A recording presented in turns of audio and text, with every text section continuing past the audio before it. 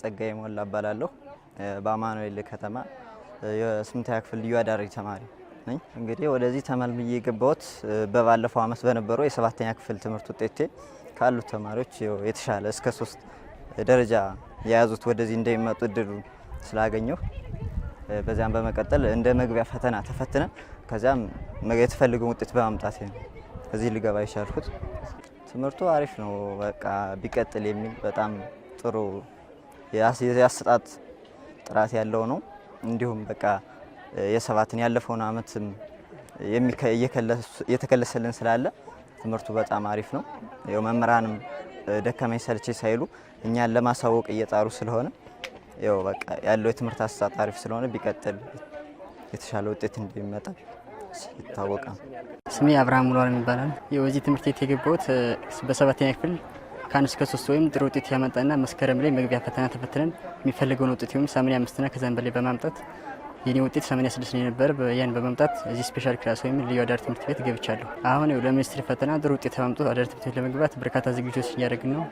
ከመምህራኖቹ ነገር መምህራኖቹን በጣም ጎበዝ መምህራን ተፈትነው የገቡ ስለሆኑ እሱም በጣም ያስተምሩናል። የተለያዩ ወርክሾቶችን እንሰራለን፣ ከጓደኞቻችን ጋር እንረዳዳለን።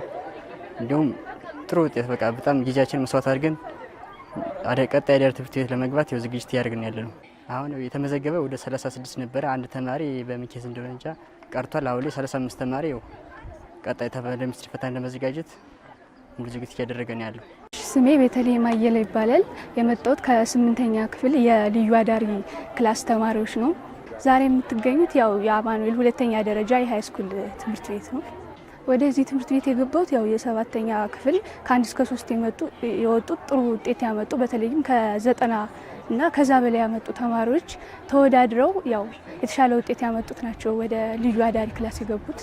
በተለይም አስተማሪዎች በጣም ልዩና የተሻለ እውቀት ያላቸው ቀደም ከነበርንበት ትምህርት ቤት በተሻለ መንገድና ቴክኒክ ተጠቅመው የሚያስተምሩ ናቸው። በተለይም ደግሞ ቲቶሪያል ክላስ ይሰጡናል ማለት ነው። ያው አዳሪ ትምህርት ቤት እንድንገባ በጣም ያበረታቱናል፣ የተሻለ ትምህርት ይሰጡናል እና ያው ወደፊትም እንድጠብቁ የምንመኘው የደብረ ማርቆስ ልዩ አዳሪ ክላስ በተለይ አዲስ አለማየሁ ልዩ አዳሪ ትምህርት ቤት ገብተን ጥሩ ውጤት አመጣን በሱ ጠብቁ። መምሬሽ ወንድል ይባላለሁ። የዚህ የልዩ አዳሪ ተማሪዎች እንግሊዝኛ መምህር ነኝ። ያው ተማሪዎች ወደዚህ እድሜ ለማቻከል ወረዳ ትምህርት ጽሕፈት ቤት ተማሪዎች ከገጠር ቀበሌዎች አዲስ አድርጎ አመጥቶ የተሻለ አቅም እንዲኖራቸው መምህራንንም ፈትኖ የተሻለ ኤክስፒሪየንስ ያላቸውን የተሻለ ተማሪዎች እንዲሆን በማድረግ ያው እድሉን አግኝተን ተፈተን ተወዳደር ነው የገባነው። ወደዚህ ስራ ከገባንበት ጀምሮ ትምህርት ከጀመረበት ቾክና ቦር ከተገናኘበት ሰዓት ጀምሮ ተማሪዎችን ስቲል እየደገፈን ነው ያለነው። እንዴት ተደግፋለች? ቲዩቶሪ የተጠናከረ ቲዩቶሪ እንሰጣለን። ስንሰጥ ከመደበኛው ፕሮግራም ከ6 ሰዓት ከ2 ሰዓት እስከ 6 ሰዓት ላይ ስናስተምር ቆያለን። ከሰዓት በኋላ ደግሞ ዴይሊ አሁን ለምሳሌ ማክሰኞ ከሰዓት ሁሌ ዴይሊ ያለ ከ8 ሰዓት እስከ 9 ሰዓት ተኩል ድረስ ዴይሊ ሰጣችኋለሁ። ይህን ስሰጣቸው ደግሞ ሳብጀክት ማተራቸው ላይ ምን ነው የዚህ ተማሪ ችግር የሚለው ለይቼ ግራመር ነው ችግሩ፣ ስፒኪንግ ነው ችግሩ፣ ራይቲንግ ነው ችግሩ የሚለውን ክፍተታቸውን ተማሪዎች እየለየሁ በዚያ ልክ እየተጠናከረ ሰጣለሁ። ከዚያም አንጻር አሁን እንደ ጥቅሉ ሲታይ የፈርስት ሴሚስተር ውጤታቸው የተሻለ ውጤት ነው። ምክንያቱም አንደኛ ተማሪዎች ኢፌክቲቭ ናቸው፣ ፕላስ ፎዛት ደግሞ መምህሩ ከኔ ጀምሮ ተማሪዎችን አድረስ ያደርጉት ችግራቸውን እየለየ የተጠናከረ ቲቶ እየሰጠ ነው እና በዚህ ልክ እየተንቀሳቀስን ነው። የተማሪ ወላጆች ከመምህሩ ጋር ያለው አፕሮች እኔ እንደ ስፔሻሊ እንደ ግሌ በሳብጀክት ማተር ላይ እና በተማሪው ጉዳይ የሚያውና የምረዳው ነገር ተማሪው የሆነ ውጤት ዝቅ ካለብ ይፈትኝ አሁን ተከታታይ አይደለም እንደው ለሳምፕል ያህል ማሳየትም ይቻላል።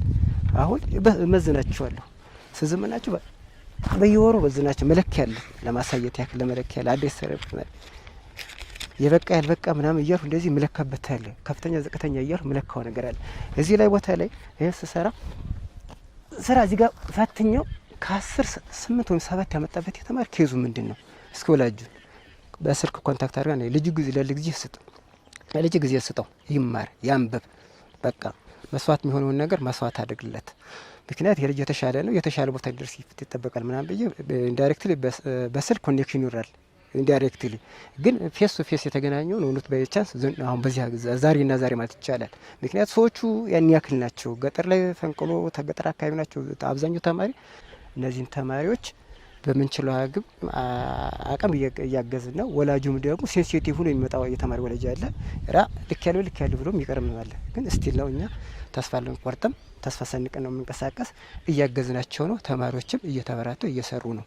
በወረዳችን ውስጥ ካሉ ከአንደኛ ደረጃ ትምህርት ቤት መምህራን መካከል ራሱን የቻለ በየሰብጀክቱ ፈተና አዘጋጅተን ፈትነን የተሻሉ መምህራንን ለይተን ትምህርቱ እየተሰጠን ያለ እነዚህ ተማሪዎችም የተሻለ የትምህርት አቀባበል ነው ያላቸው። ውጤታቸውንም ለማየት ሞክረናል። የተሻለ ውጤት ነው የተመዘገበ አንደኛው ስነ ትምህርት የበለጠ 8ኛ ክፍል ላይ የተሻለ ውጤት አመጣው ወደ 9ኛ ክፍል እንዲያልፉ በተለይም አላማችን እነዚህን ተማሪዎች በቅርቡ ባለው አዲስ አለማየሁ አዳሪ ትምህርት ቤት ማስገባት ነው እቅዳችን። ከዛ አኳያ ልጆችን በቂ ዝግጅት እንዲያደረግን ያለንበት ሁኔታ ነው ያለ። በተለይ ለክልል አቀፍና ለሀገር አቀፍ የሚፈተኑ ተማሪዎች መምህራን ወርክሽት እንዲያዘጋጁላቸው፣ አጋዥ መጽሐፍት እንዲያዘጋጁላቸው፣ ከዚህ በፊት ያለፉ ሽቶችንም እንዲሰራላቸው፣ ተማሪዎች ሙሉ ጊዜያቸውን ደግሞ ተቃራኒ ሽፍትም ቤተ መጻሕፍት እንዲጠቀሙ ሙሉ ጊዜያቸውን ትምህርት ቤት እንዲያሳልፉ እየተደረገ ያለበት ሁኔታ ነው ያለው። ከዚህ ጋር አያይዘን እነዚህን ተማሪዎች በተለይ 8ኛ ክፍል ተማሪዎች ላይ ከ20 በላይ የሚሆኑ ተማሪዎችን ልዩ አዳሪ አዲስ አለማየሁ ማስገባት አለብን ብለን አቅደን እየሰራን ያለን።